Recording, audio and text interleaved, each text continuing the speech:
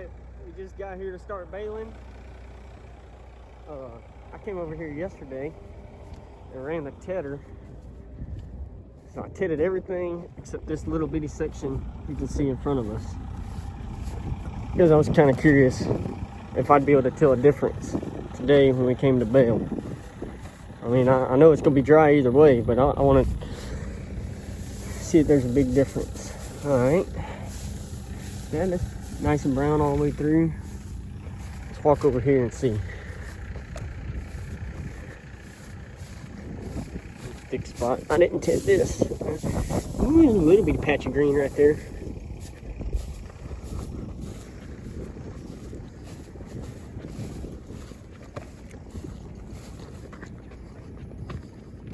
Come over here and see. We cut this, what? About 60 hours ago. Now, let's see this. Oh yeah, you can tell a big difference. I tedded this. You can tell a real big difference. We'll go over there and help him hook the rake up. So everything else here is good to go, except this little patch that I didn't ted, which is really surprising. It's been nice and hot, so he's gonna rake that first because it's pretty close.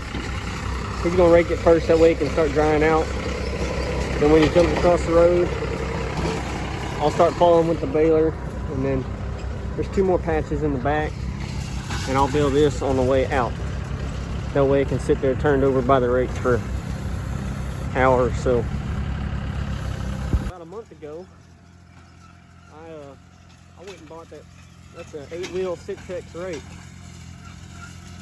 And it does a pretty good job. I bought it used. I'm happy with it so far. We've used it 4 or 5 times now.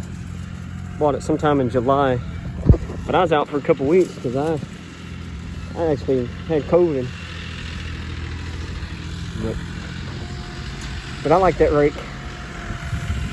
We're gonna play a game today called Let's See If We Got Enough Net Wrap for 30-something bales. I don't think we do. There ain't that much left on there. It's only about 1.25 inches. But that's okay. There's another roll in the bed of that truck. The only thing I don't like about this Vermeer baler is I don't have a place to store an extra roll of wrap. Alright, well, we got done with this field. Got 20 bales. Gil's gonna hook the rake back up, and we're gonna run to the next one. Alright, well, I got 19 bales and then a 4-foot bale off of this 3.25 acres. It's pretty thick, but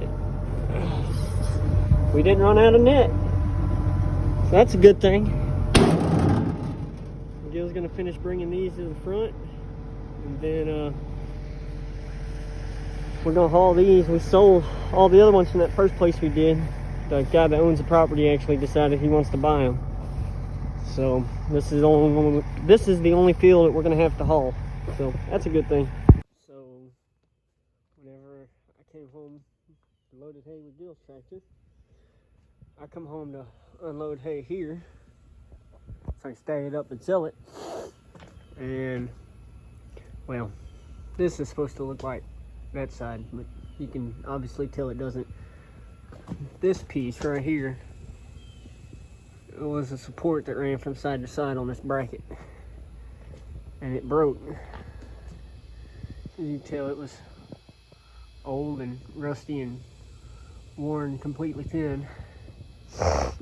When that broke, it just twisted everything else all to hell. So we're gonna get this all fixed. At least I happened unloading my trailer and not loading a bed of somebody's truck. Alright, well, I got a nice piece of metal bent. We're gonna redo that. I slid it up a little so I can get plenty of weld space. Put a new bracket on that. Sort of matches that old one. And then once I get that done, we'll take care of this cross member that bent whenever it fell. So let me get that welded on and we'll go from there. Alright, well, that didn't take very long. Got that in there. Now I'm gonna come over here, weld this all back together. I got, we got it rigged up, but it's gonna work. I'll weld this back together and probably put some gussets on it. And then once we get that back together, we'll take care of that big crack behind there that happened. All right, well, that's all for today. I need to run and go grab a bolt for that pin tomorrow because I had to cut the bolt out. And then I'm gonna go over there and pick a bale up with it just to double check everything's good again. But I know it's not perfect, it's more of a patch, but anybody that watches my videos knows that I'm gonna put a skid steer quick attach plate on the front of this winter.